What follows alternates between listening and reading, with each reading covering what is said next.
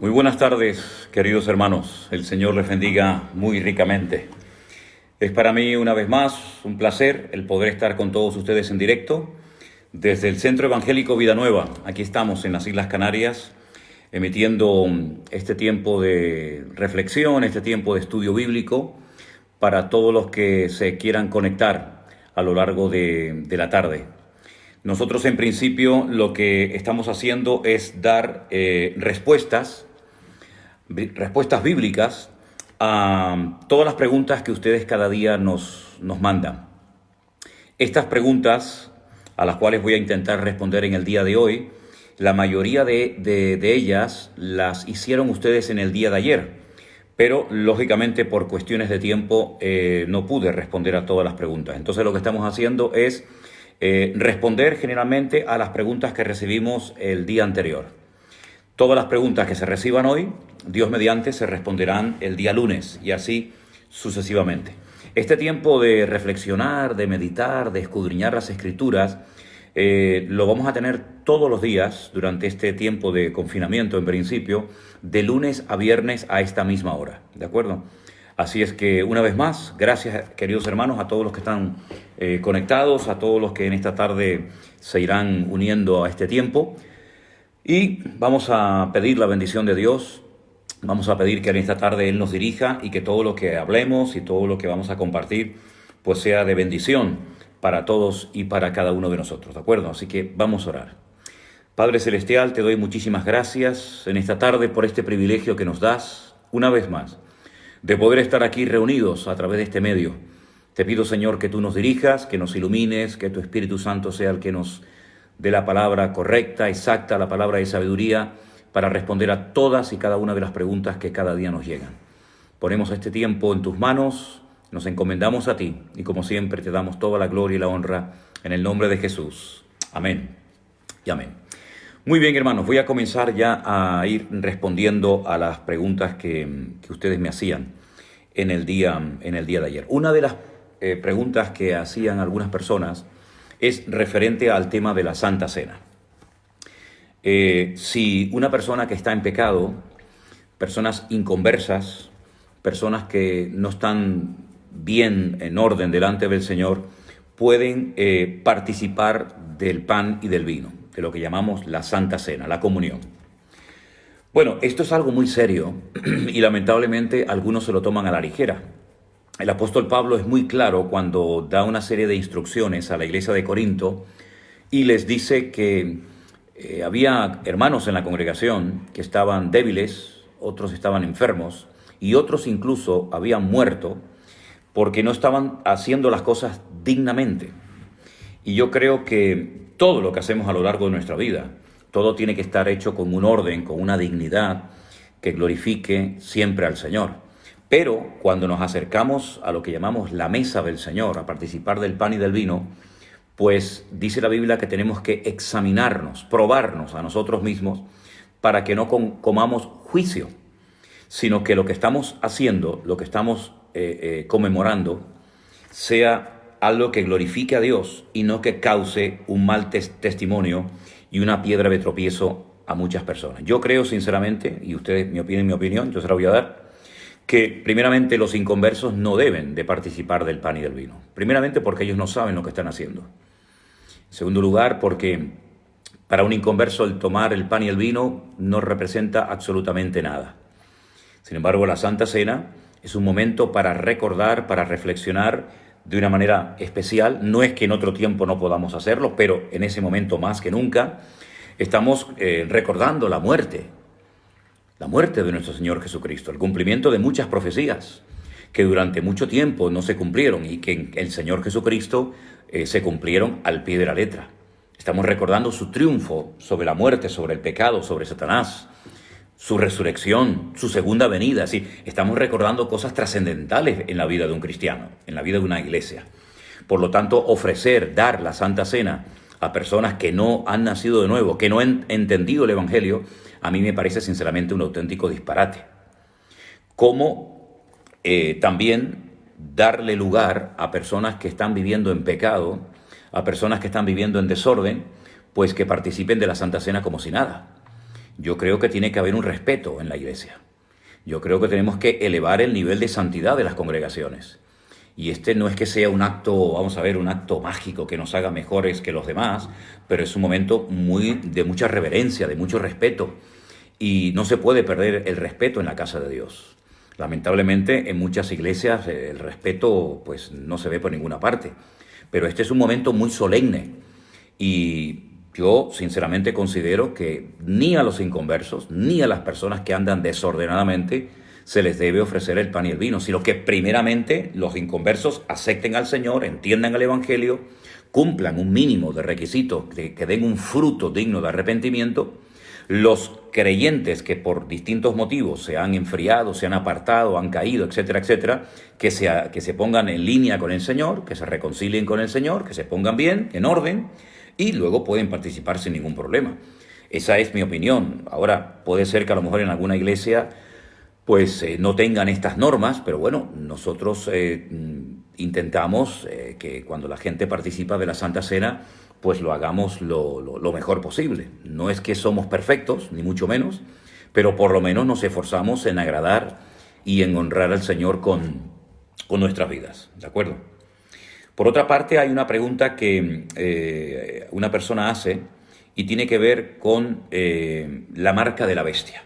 Yo dije en el día de ayer y vuelvo a repetir hoy que todas las preguntas relacionadas con temas de escatología, pues hemos grabado unas clases que están todas en nuestro canal de YouTube y que sería bueno que todos los que tengan interés e intención de aprender cosas referentes al libro de Daniel, al libro de Apocalipsis, etcétera, pues que las vean. Porque probablemente muchas de las preguntas que ustedes hacen van a encontrar la respuesta en esas clases. Ahora, solamente quiero decir algo referente al tema este de la marca de la bestia. Algunas personas dicen, bueno, ¿y no puede ser una especie de chic? Yo creo que sí. Yo pienso que el chic puede ser lo más cercano a lo que llamamos o conocemos como la marca de la bestia. Yo no creo que la gente vaya a ir con un número, en este caso 666, por la frente, por la vida o en la marca, en la mano, sino yo creo que más bien que es una señal indeleble, algo que no se ve, pero algo que está ahí. Es como, por ejemplo, los perros. Yo tengo aquí al lado mío, ustedes no los pueden ver, pero yo tengo aquí al lado mío a mi pastor, tengo aquí a mi perro, y él tiene un chic. Y en ese chic está la dirección del dueño, las vacunas, en fin, su nombre, y hay mucha información. Yo pienso que algo así es a lo que se refiere la Biblia cuando dice que nadie podrá comprar, ni vender, ni hacer ningún tipo de gestión a menos que lleve esa marca, ¿de acuerdo? Ahora, esto yo también quiero decir, y paso a otro tema, esto no es algo que le debe de preocupar a los creyentes, porque los creyentes no vamos a ser marcados por la bestia, ¿vale? Yo entiendo que esto de la marca de la bestia va a ser en la segunda parte de la gran tribulación. Por lo tanto, los creyentes no tienen que tener este temor, este miedo a que mañana vengan y nos marquen, como una persona me dijo el otro día, o escribió por aquí, que a lo mejor cuando nos pongan o cuando ofrezcan la vacuna de, en fin, que nos inmunice, que nos cure o que nos ayude a no caer bajo, digamos, los efectos del coronavirus, pues ya van a aprovechar y nos van a marcar. Es decir, no van por ahí los tiros, ¿de acuerdo? Cuando el anticristo comience a marcar a la gente, será mucho más evidente que simplemente ir al médico a que te pongan una vacuna. No vamos a estar con estas paranoias, ni vamos a estar con este nerviosismo, porque no edifica y aparte de eso, no es de Dios. El creyente tiene que vivir tranquilo, seguro, confiado en la protección del Señor, y no puede estar usted ahora con miedo de ir al médico, de que me van a poner una vacuna y automáticamente me van a marcar con el 666 y después me pierdo. Y olvídense de estas cosas, ¿de acuerdo? La esposa de Caín. ¿Con quién se casó Caín? Bueno, vamos a ver. La Biblia no cuenta todo. La Biblia es, vamos a decirlo así, un resumen de lo más importante, y no se encuentran los nombres ni las vidas de todos los personajes que existieron a lo largo de la historia de la humanidad. Por lo tanto, lo que está bien claro es que Adán y Eva tuvieron muchísimos hijos. Los más famosos son Abel, Caín, Set, pero en el texto hebreo hay, digamos, no quiero decir la palabra partícula, pero hay como, digamos, una referencia a que cuando nacía uno de estos hijos, era él y otro más. Esto en la versión en español no se aprecia, pero en la Biblia, cuando hay un nacimiento, en la época de Adán y Eva, nos da a entender de que nació uno más, ¿de acuerdo? Entonces, habían hermanas y habían otras muchas personas en la época de Caín. Dese cuenta que lo que usted lee en unos minutos, pues a veces han pasado muchos años, han pasado incluso hasta siglos, ¿verdad? Entonces, en ese tiempo había reproducción y lógicamente, pues Caín en ese tiempo se habrá casado probablemente con alguna de sus hermanas, que habían mujeres. Lo que pasa que como no tienen nada que ver con la historia bíblica, automáticamente no se nombran en la Escritura, ¿de acuerdo? El mismo apóstol Juan dijo que del Señor Jesucristo no se escribió todo. Hay muchas cosas que el Señor dijo y que también hizo que no están escritas ni en el Evangelio de Mateo, ni en el de Marcos, ni en el de Lucas, ni siquiera en el de Juan. Dice, si se hubieran escrito una por una, y aquí ya entra un estilo literario, ¿verdad?, donde él dice que pienso que ni cabrían los libros en el mundo, pero estos milagros, estas señales, estos datos se han escrito para que creyendo en ellos tengáis vida eterna. Por lo tanto, la Biblia no es simplemente un resumen de muchas cosas que ocurrieron, pero entre historia e historia hay otros acontecimientos, hay otras vidas, otros personajes que no se mencionan, pero que evidentemente existieron. ¿De acuerdo?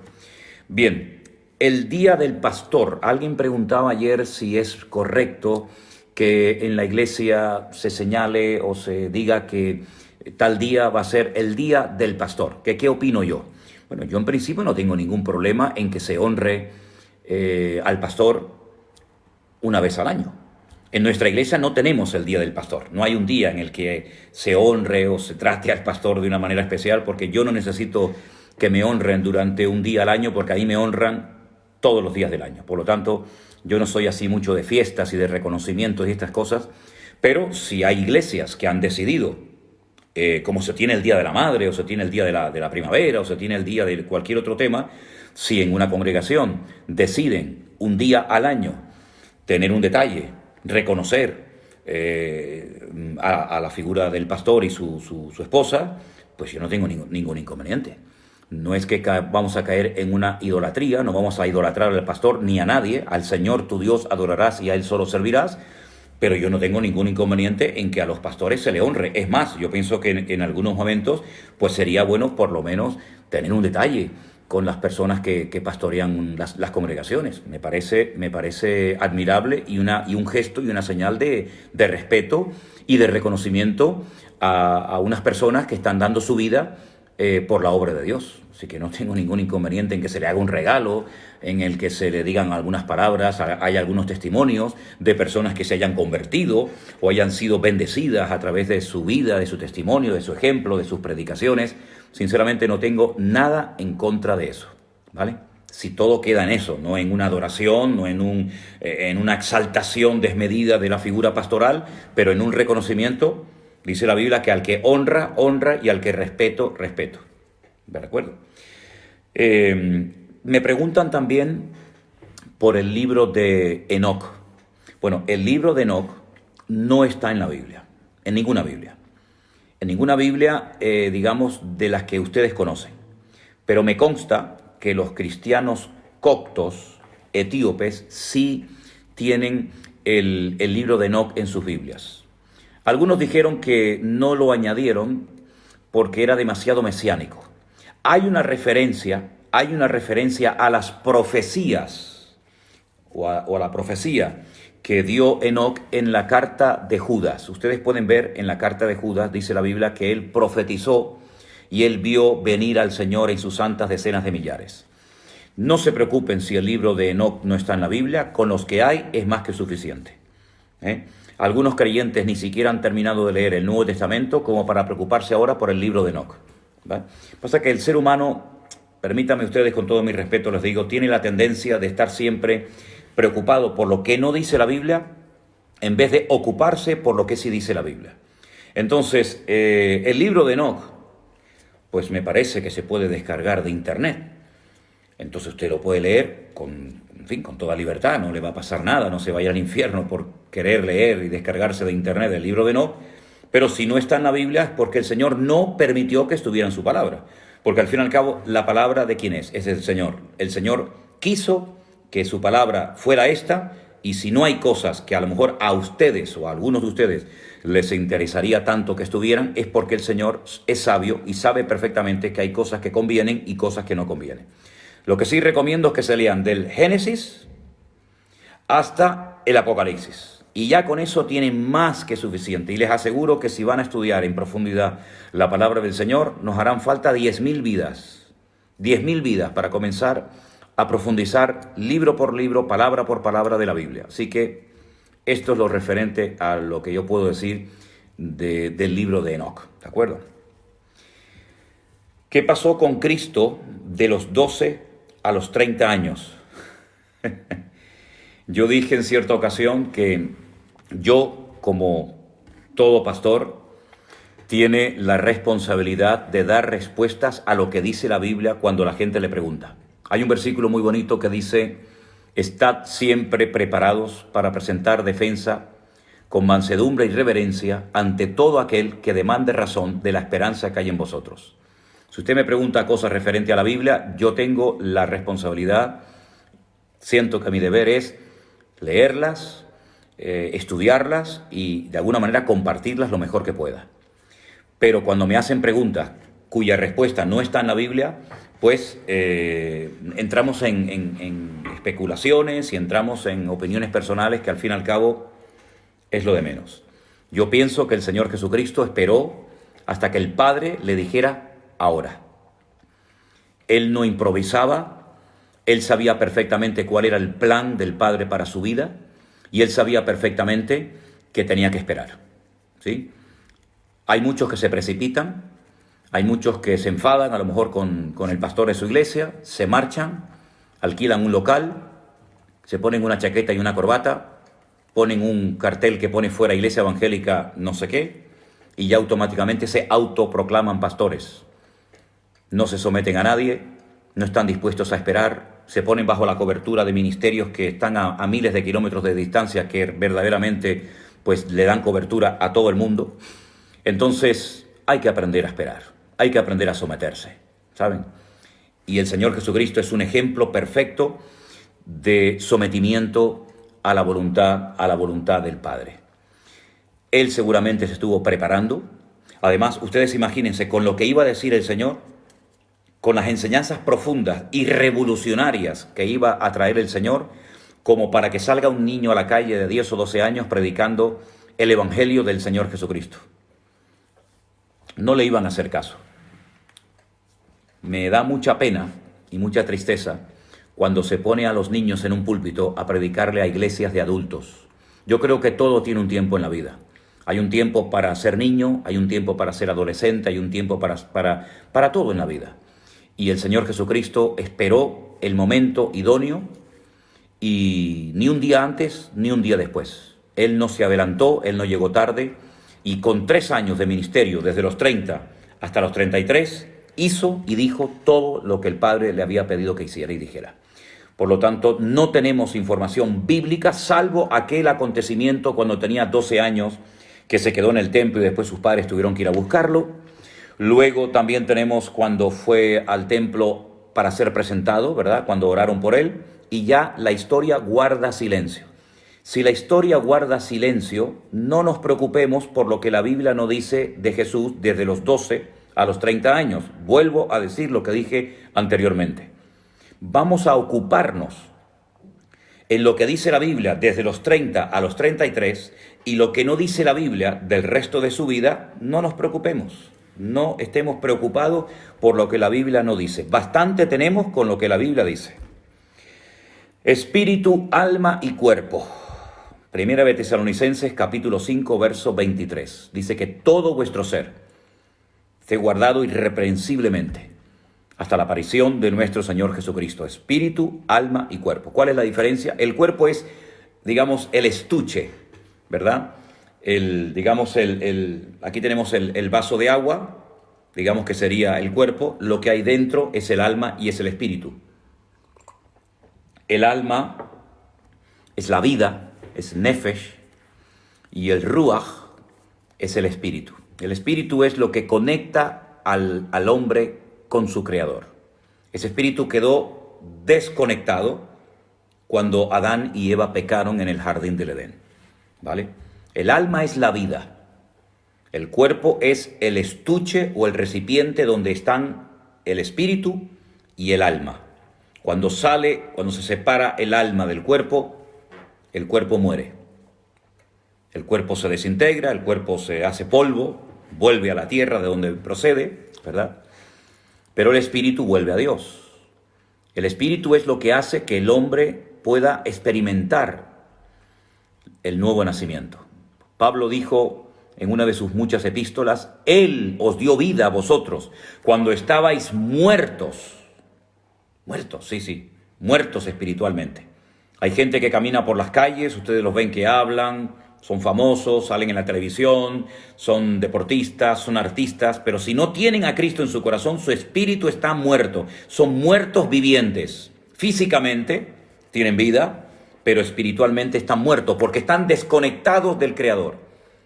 Y yo he venido, dijo el Señor, para darles vida. No solamente vida eterna, sino vida en abundancia, ¿verdad? Nacer de nuevo es cuando nuestro espíritu se vuelve a conectar con el Creador y experimentamos el nuevo nacimiento. Jesús dijo: yo soy el camino, la verdad y la vida. No solamente la vida que nos permite vivir y movernos de un lugar a otro, sino la fuente, el origen de nuestra vida espiritual es Cristo. El ser humano se convirtió en un ser mortal por dentro y por fuera. Terminó muriendo y también espiritualmente quedó desconectado, muerto. Hasta que en Cristo podemos experimentar el nuevo nacimiento, la conversión, si usted lo prefiere llamar así, y entonces esa es la diferencia. Si usted además le da lugar al Espíritu, si usted alimenta al Espíritu y no la carne, usted va a poder vivir toda su vida en victoria. Porque también el alma hace referencia a la parte emocional. Y lamentablemente hay mucha gente que es tremendamente emocional. Muy emocional. Eso es cuando domina, cuando prevalece el alma sobre el espíritu. La persona no es una persona espiritual, es una persona impulsada por las emociones. ¿Y cuánta gente usted los ve hoy en el culto?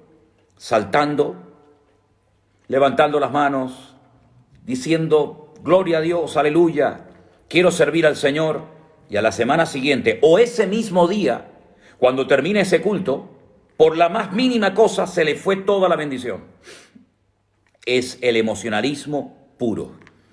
Y hay muchísima gente que viven de emociones, viven por los sentimientos, por los impulsos. Hoy te saludan, mañana no. Hoy leen 20 capítulos de la Biblia de memoria, pasado se olvidan dónde dejaron la Biblia.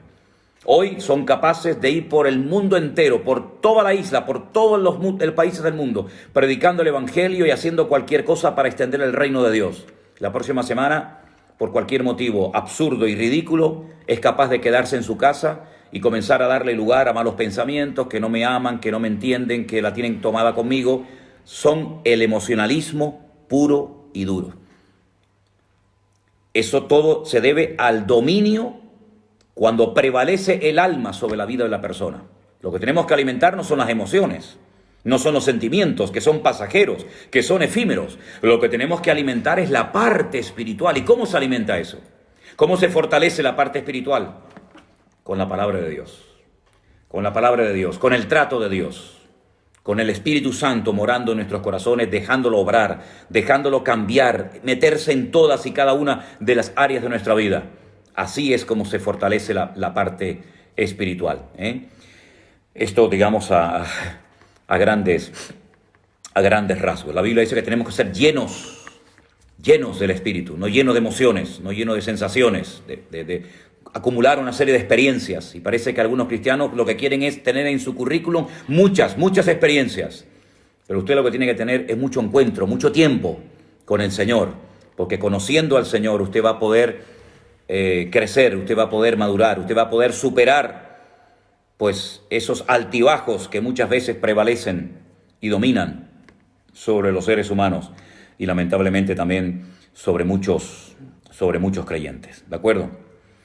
Me hicieron una pregunta referente a la ciudad de Petra. La ciudad de Petra, la palabra Petra, como bien saben ustedes, significa piedra. La ciudad de Petra se encuentra en Jordania, es una ciudad muy bonita, muy visitada por miles de turistas todos los años, y era la ciudad de los nabateos. Tuve el privilegio con unos hermanos de Israel, con mis hermanos Adolfo y Paula y con mi esposa Elena, de visitar el cráter de Mitzpe Ramón al sur de Israel, en el desierto del Negev, un lugar muy bonito, y en lo alto de una de esas montañas había una ciudad abandonada que era de los nabateos. Quiero decirles que en el libro de Génesis, el capítulo 25, el versículo 13, permítame que se lo lea, dice: estos pues son los nombres de los hijos de Ismael. Ismael fue el hijo que Abraham tuvo con la sierva egipcia llamada Agar. Dice, estos son los hijos, nombrados por orden de nacimiento. El primogénito de Ismael se llamó Nebaiot. Y después menciona otros. Ese primer hijo, el primogénito, Nebaiot, de ahí vienen los nabateos. Eran personas nómadas en el desierto.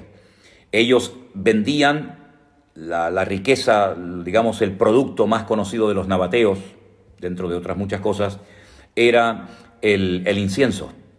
Ellos recorrían unas distancias inmensas, atravesando todo el desierto, saliendo desde la ciudad de Petra, que era la ciudad principal de los nabateos, iban parando por distintos lugares hasta llegar al Mediterráneo, y allí embarcaban sus productos para llevarlos a Roma, a Europa, la famosa ruta del incienso. Así que Petra era la ciudad de los nabateos, y los nabateos son descendientes del hijo primogénito de Ismael, ¿de acuerdo? Es que a veces me quedo así pensando porque veo que estoy hablando y siguen haciendo preguntas, y yo les he dicho en varias ocasiones que las preguntas que me están haciendo ahora en directo, no, la mayoría ni las veo ni las puedo responder. Todavía tengo aquí un montón de preguntas que tengo que responderles. Otra pregunta que ustedes me hicieron es en cuanto al tema del dinero. El dinero en la iglesia. Y aquí tenemos que hilar muy, muy fino. La Biblia habla de economía. La Biblia habla de dinero. La Biblia habla de diezmos. La Biblia habla de ofrenda. No es malo hablar de dinero. La palabra hasta dinero aparece en la Biblia, ¿vale? Todo es el uso que se le dé a las cosas. Es como dicen, bueno, las redes sociales son malas. Mire, las redes sociales son lo que usted quiere, lo que usted quiera que sean. La televisión es la caja del diablo, decía un famoso predicador hace muchos años. Yo cuando me convertí me acuerdo que había un predicador que cogía en las campañas que hacía al aire libre y a martillazos rompía la televisión, porque decía que era el cajón del diablo.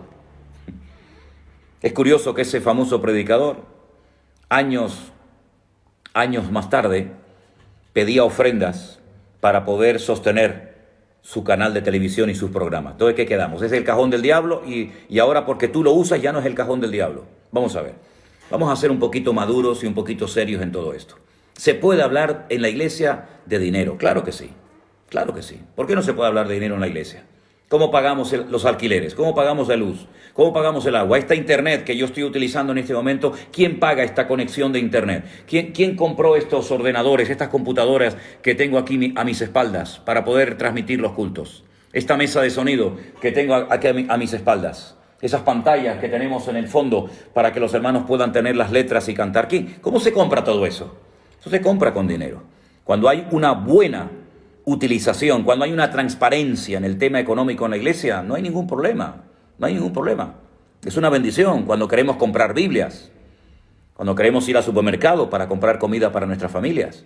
No hay ningún problema en hablar de dinero. El problema es cuando convertimos el dinero, en vez de en un medio, en un instrumento, lo convertimos en una meta, ¿verdad? En un fin, en un objetivo en sí mismo. Entonces pedimos y pedimos y se pide y se pide y se pide y se pide, a veces sin sentido, ya es como un vicio. El pedir y el pedir y el pedir. Miren, hermanos, con esto tenemos que ser muy, muy cuidadosos. De hecho, las finanzas en una iglesia debería haber, desde mi punto de vista, unos tesoreros y el pastor, lógicamente, tiene que estar informado de todo. pero yo pienso que debería estar las finanzas de la iglesia en manos de personas que saben de contabilidad, en manos de personas que saben perfectamente de administración, no son los dueños, son simplemente administradores de un dinero que no es suyo, que es de la obra de Dios, pero que hay que saber utilizarlo sabiamente. Entonces, me decía una persona, ¿se puede pedir dinero en la iglesia? Hombre, no es, vamos a ver, tal vez la pregunta está mal formulada. No es cuestión de pedir dinero en la iglesia, es cuestión de que la gente sepa qué gastos tiene la iglesia. Porque pedir por pedir me parece un disparate. Pedir ofrendas, ¿pero para qué? ¿Con qué objetivo? ¿Con qué finalidad? ¿Dónde va ese dinero? Yo entiendo que la iglesia no es un banco. Ese es el concepto que yo tengo como pastor. Ahora, yo respeto que cualquier otro pastor o ministerio tenga otro concepto. A lo mejor el concepto de esa iglesia es que les gusta tener un montón de miles de euros y de dólares en la cuenta del banco de su iglesia. Bueno, que Dios los bendiga. Pero yo considero que la iglesia no es un banco. La iglesia es administradora de unos dineros que a través de ofrendas, a través de diezmos, de donaciones de la gente, hay que hacer un buen uso de ese dinero. Hablar de dinero en la iglesia, repito, no es malo. Como tampoco es malo hablar en la iglesia de cualquier otro tema. Pero todo es con qué objetivo, con qué finalidad se está hablando del dinero. Lo que no puede ser, y eso estoy totalmente en contra, es que la iglesia se esté hablando, hay como un monotema. Todo el santo día hablando de dinero y más dinero y más dinero y más dinero, y la congregación no tiene ni idea de lo que se está pagando, qué deudas son las que hay, si ya se han pagado, qué es lo que se va a hacer, qué es lo que no se va a hacer, cuánto hay, cuánto no queda. Yo creo y pienso que lo mejor es ser transparente y ser sobre todas las cosas claro, y eso la gente lo va a agradecer, sin lugar a duda. ¿De acuerdo? Muy bien. Por otra parte, me pregunta alguien sobre el versículo de Mateo, capítulo 16, versículo 19. Y lo que sí les voy a pedir a todos ustedes es que sean muy respetuosos a la hora de expresarse. No vamos a permitirle absolutamente a nadie, me da exactamente igual quién sea usted, no le vamos a permitir malas palabras, ni malas expresiones, ni malos términos, ni falta de respeto, ni de educación. Inmediatamente esa persona o pide disculpas por su forma de expresarse ahora, que lo he visto así de pasadas, o le voy a pedir por favor a nuestro hermano Armando o a Priscila o a mi esposa que automáticamente bloquee a esa persona. No le vamos a permitir absolutamente a nadie que en un tiempo en el que queremos reverenciar a Dios y en el que queremos aprender con temor y temblor los principios de la palabra del Señor, se metan personas en este chat, en esta conversación, con malas palabras y con malas expresiones. O usted pide inmediatamente perdón, o automáticamente usted tiene que salir de este chat porque usted no es bienvenido en este lugar. Nosotros no le hemos obligado a usted ni a nadie a que esté aquí. Si usted está aquí, se adapta y respeta. Y si no está de acuerdo y si no sabe tratar adecuadamente su vocabulario y su lengua, pues le pido por favor que se abstenga de estar en este lugar. Este lugar es para gente educada y para gente madura que quiera hacer las cosas decentemente y con orden, no para maleducados y no para personas que no saben expresarse y más que usan términos que nosotros bajo ningún concepto le vamos a permitir a usted ni a nadie. Así que no se pase ni un pelo, se lo pido por favor, ¿vale? Mateo capítulo 16, versículo 19, dice la palabra del Señor así: a ti te daré las llaves del reino de los cielos, y todo lo que atares en la tierra será atado en los cielos, y todo lo que desatares en la tierra será desatado en el reino de los cielos. Estas son palabras que el Señor Jesucristo le dirigió a Pedro cuando él dijo aquello de tú eres el Hijo del Dios viviente, y el Señor a continuación pues le dijo, bienaventurado eres Simón, hijo de Jonás. En fin, todos conocemos un poco el contexto de esta expresión. Vamos a ver, no es que literalmente el Señor le dio unas llaves a Pedro en ese momento, sino que simbólicamente lo que le está un poco diciendo a Pedro es el tipo de ministerio que va a tener. Unas llaves, hermanos, ¿para qué sirven? Para abrir o para cerrar una puerta. No tiene otra finalidad. Todos tenemos llaves.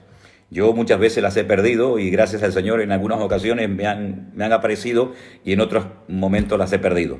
Pero el Señor, ¿qué le está diciendo a Pedro? Yo te voy a dar a ti las llaves del reino. ¿Cuándo empleó, por decirlo de alguna manera, ¿cuándo empleó el apóstol Pedro, digamos, esas llaves?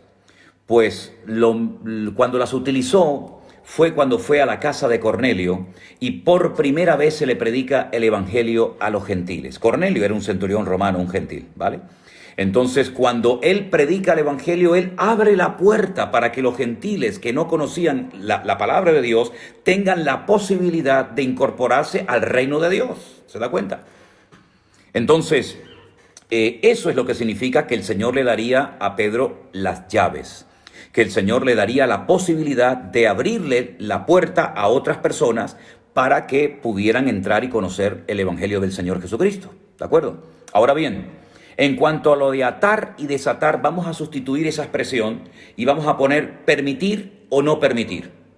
Es decir, cuando usted predica la palabra, usted le permite, usted está desatando las vidas para que puedan ser conocedores y puedan experimentar la verdad por sí mismos.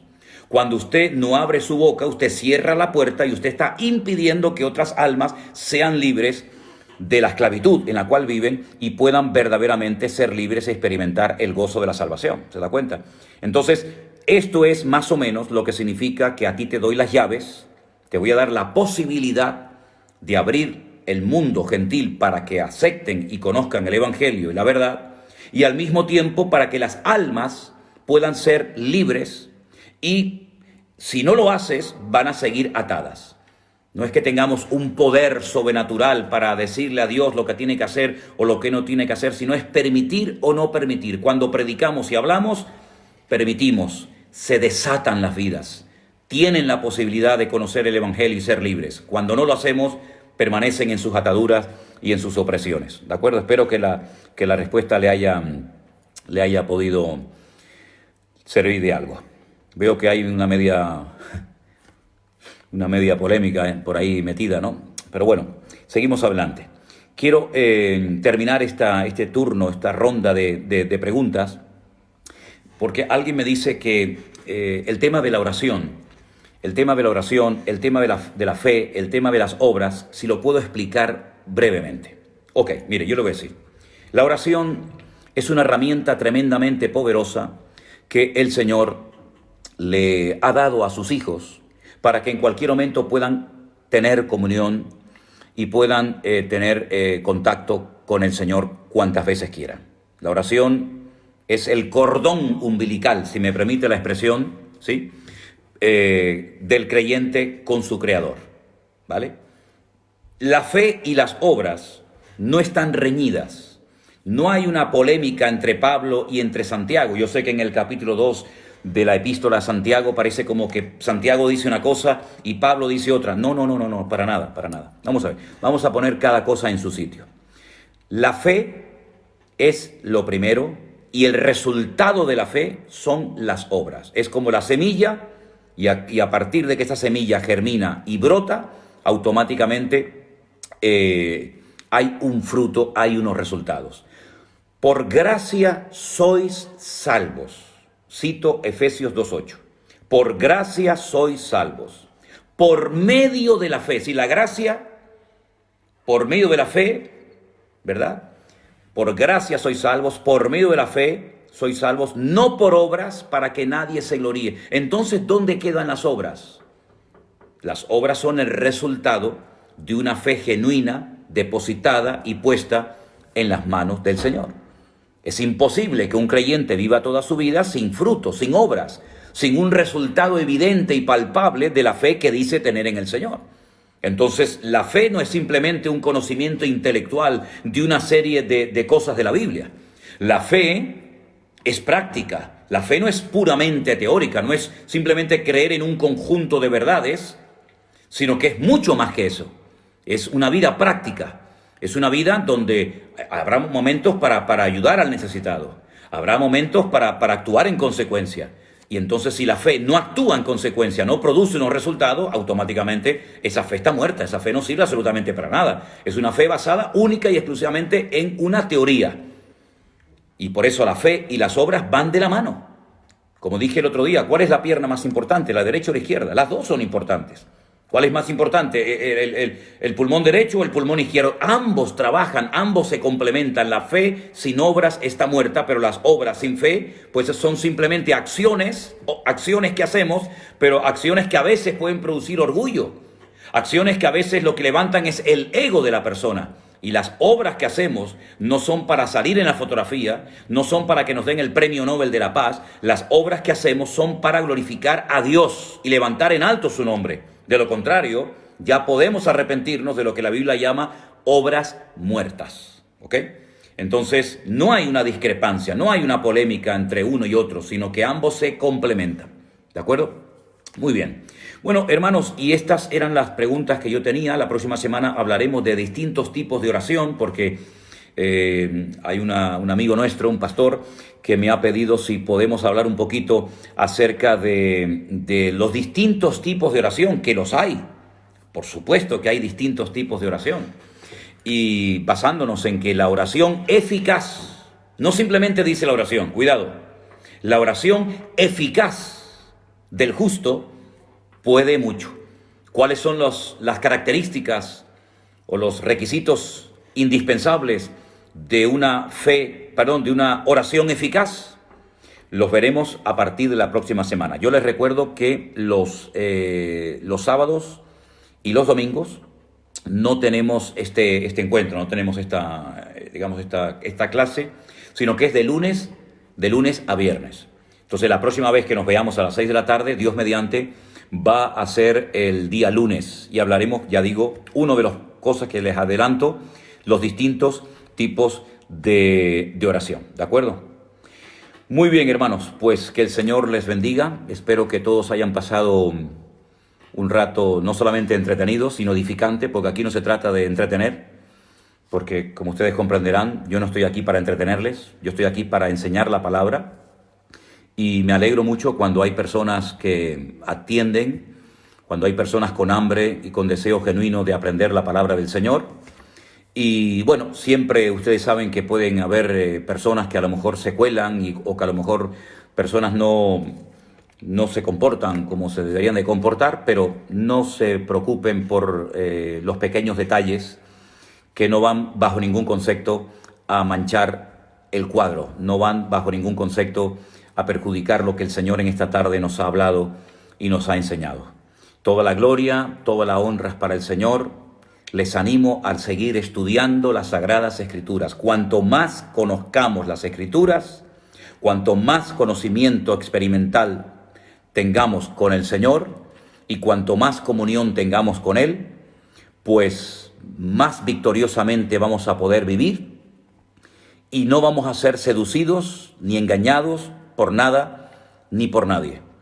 Así es que es tiempo de elevar, de dignificar el estudio de la palabra, de volver a la Escritura, y de esa manera muchas cosas que lamentablemente se metieron en la iglesia van a ser descubiertas, no van a tener ninguna posibilidad de seguir practicándose, sino que el Señor Jesucristo va a ser glorificado en todo lo que hagamos a lo largo de nuestra vida. Que Dios les bendiga muy ricamente. Ha sido un placer estar con todos ustedes. Gracias por hacernos sentir que no estamos solos y seguimos orando mutuamente los unos por los otros. Gracias a todos los que están orando por nosotros, expresándonos su amor de una u otra manera, y gracias por su apoyo también. Que el Señor les bendiga, les mando un abrazo, que pasen un feliz fin de semana. Y la próxima conexión será el día domingo por la tarde, a las 6:30 de la tarde, hora de Tenerife, para tener nuestro culto dominical. Que Dios les guarde y que Dios les bendiga. Bendiciones.